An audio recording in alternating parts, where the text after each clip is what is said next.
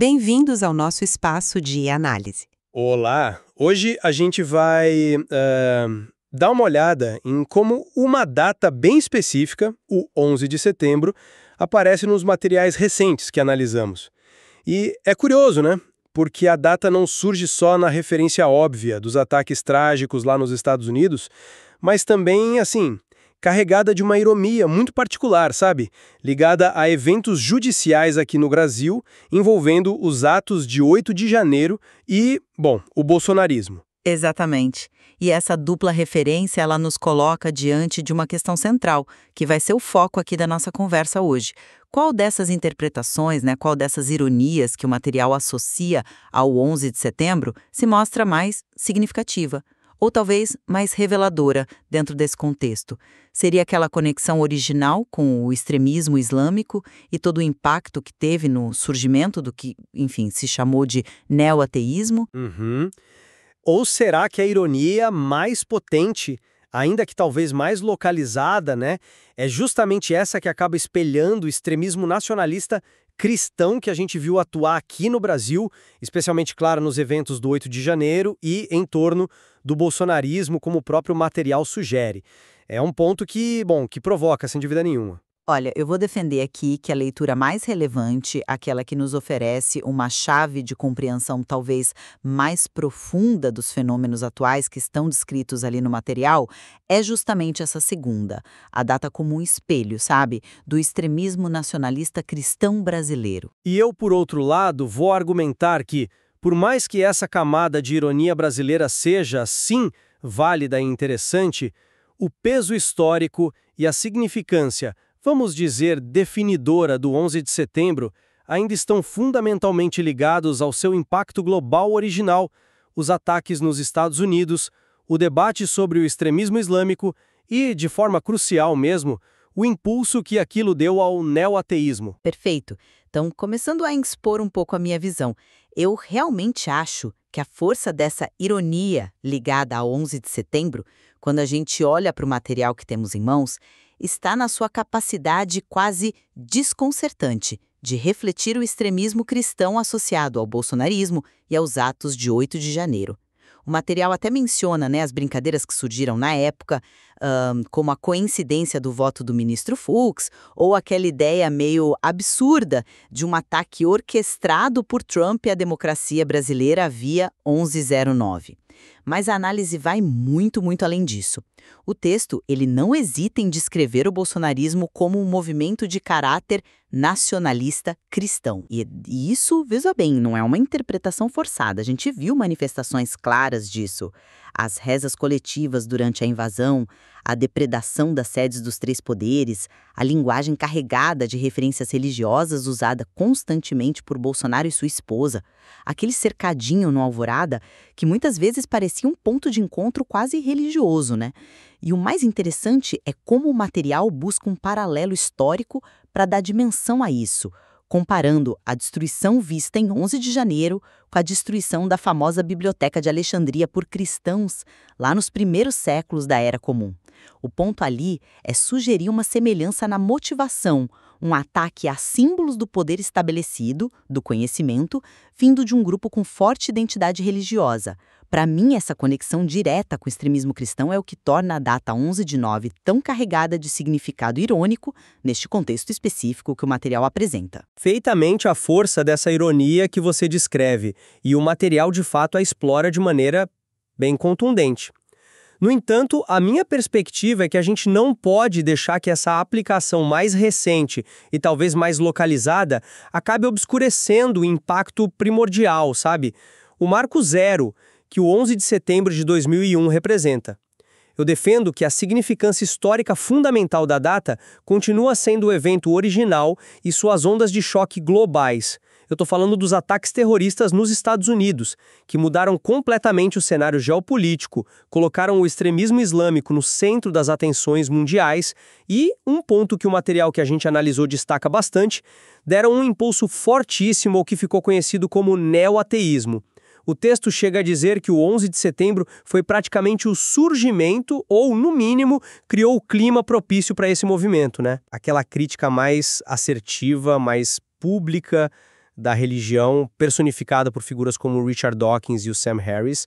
Inclusive, é mencionado explicitamente que o Sam Harris se sentiu compelido a escrever seus livros com um foco inicial muito forte no extremismo islâmico, justamente por causa dos ataques. Então, na minha leitura, a ironia relacionada ao 8 de janeiro aqui no Brasil é uma camada interpretativa posterior, relevante para entender o cenário brasileiro, sim, concordo, mas que se sobrepõe a um evento cujo significado original transformou o debate global sobre religião, política e violência de uma forma muito mais ampla e duradoura. Mas aí, Dissenter, é que reside a força dessa ironia, na minha opinião.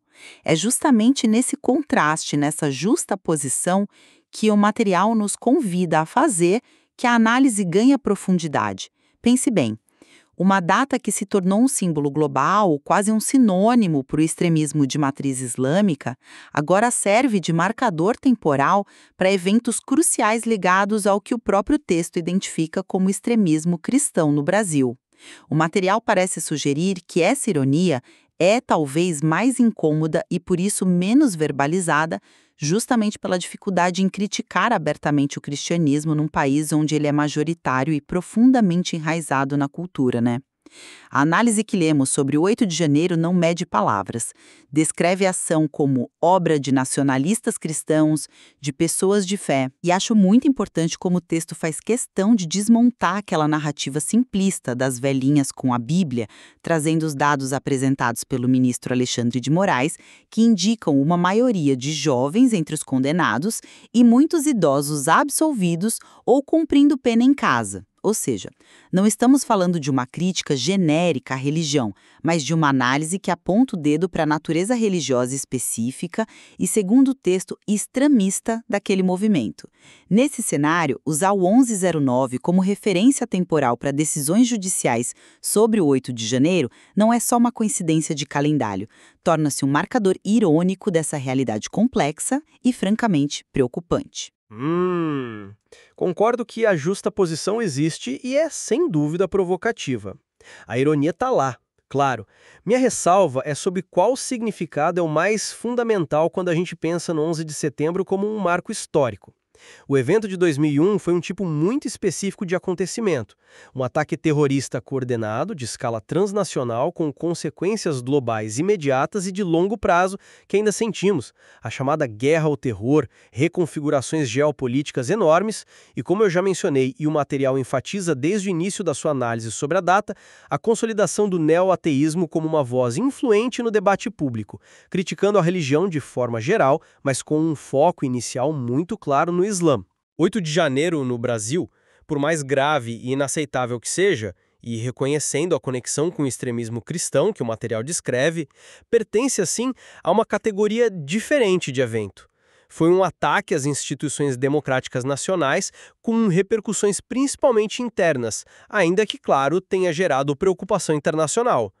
Veja que o próprio fluxo do material que estamos discutindo introduz o 110.9 falando primeiro do seu papel no debate sobre islamismo e ateísmo. A conexão brasileira vem depois, quase como uma aplicação dessa lente crítica a um fenômeno distinto, embora relacionado pelo componente do extremismo religioso. É uma camada adicional, não a fundação, entende? Mas essa aplicação que você chama de camada adicional, ela ganha um peso enorme com os paralelos históricos que o próprio material estabelece. A comparação com a destruição de Alexandria não é só uma figura de retórica, ela é central para o argumento. O texto descreve como, lá na Antiguidade Tardia, grupos de cristãos, ao ganharem poder, partiram para a destruição de símbolos considerados pagãos, incluindo templos, estátuas e, o mais famoso, a Grande Biblioteca, um centro do saber da época. A fonte que analisamos diz de forma bem direta: a cena é muito parecida com a fúria iconoclasta anti-institucional que nós testemunhamos no 8 de janeiro. Essa comparação serve para ilustrar um padrão preocupante: o potencial destrutivo do extremismo religioso quando ele se alia ao poder político ou busca tomá-lo, E um material ainda âncora isso no contexto brasileiro contemporâneo ao discutir como um certo vácuo deixado por um catolicismo que, nas palavras do texto, aprendeu a conviver com a democracia, acabou sendo preenchido por vertentes do evangelicalismo mais alinhadas a uma matriz norte-americana, a mesma que deu base ao trumpismo e, consequentemente, ao bolsonarismo. Então, nesse quadro, a data 11/9, embora originalmente marcada por outro tipo de extremismo, acaba funcionando como um gatilho para essa reflexão urgente e necessária sobre o extremismo cristão que vimos emergir com tanta força no Brasil. A data serve, sim, para iluminar esse fenômeno interno. Reconheço a força retórica da analogia com Alexandria. É impactante, sem dúvida, mas como acontece com muitas analogias históricas, a gente precisa ter cuidado para não simplificar demais realidades muito complexas. A Alexandria do século IV ou V e a Brasília do século XXI são mundos, imensamente diferentes os contextos sociais, políticos, culturais, os atores envolvidos, as motivações específicas, tudo isso é vastamente distinto. A comparação é útil para ilustrar uma dinâmica potencialmente recorrente de poder religioso, levando à violência ou à destruição de símbolos. Concordo nisso, mas não podemos tratar como uma equivalência direta sem correr o risco de achatar as especificidades de ambos os eventos. E isso me traz de volta ao meu ponto principal. O legado mais direto, mais documentado e diria até mais enfatizado pelo próprio material como uma consequência direta do 11 de setembro de 2001 é o fortalecimento expressivo da crítica ateísta à religião como um todo. Só que essa crítica teve seu ponto de ignição e seu foco inicial muito direcionados ao Islã por razões óbvias, ligadas à natureza do ataque que chocou o mundo naquela data. O neo-ateísmo, como descrito no texto, ganhou tração e visibilidade a partir daquele trauma específico. Usar essa mesma lente crítica para analisar o 8 de janeiro no Brasil é um exercício interpretativo válido e importante que o material realiza e que nos faz pensar, claro. Mas isso não muda a origem histórica do fenômeno que a data de 11 de setembro passou a simbolizar em primeiro lugar no cenário global. É a partir dessa origem que outras leituras como a brasileira se desenvolvem. Entendo seu argumento sobre a origem e o impacto inicial. Porém, o que me parece fascinante é como o material usa justamente essa origem, o 11 de setembro, e a reação neo-ateísta focada inicialmente no Islã, como uma espécie de ponte argumentativa para chegar ao ponto que considera talvez mais negligenciado: a necessidade de aplicar uma crítica similar ao extremismo cristão. A fonte parece argumentar que esse tipo de extremismo é frequentemente minimizado ou tratado com mais complacência em países de maioria cristã, como é o caso do Brasil. Há uma passagem interessante no texto sobre o Sam Harris, onde se nota que ele, como ateu, não se sentiria preso a defender nenhuma religião, podendo assim apontar o problema do extremismo onde quer que ele apareça, E a ironia, para mim, fica ainda mais aguda quando o material chama atenção para o uso da expressão "graças a Deus" por autoridades brasileiras, como os ministros Moraes e Dino, ao comentarem desdobramentos positivos relacionados à investigação do 8 de janeiro. O autor do material levanta uma questão provocadora. Será que essa linguagem, mesmo que habitual, não acaba mascarando, ainda que sem intenção, o papel que a própria religião cristã teve na gênese do problema que levou aos ataques?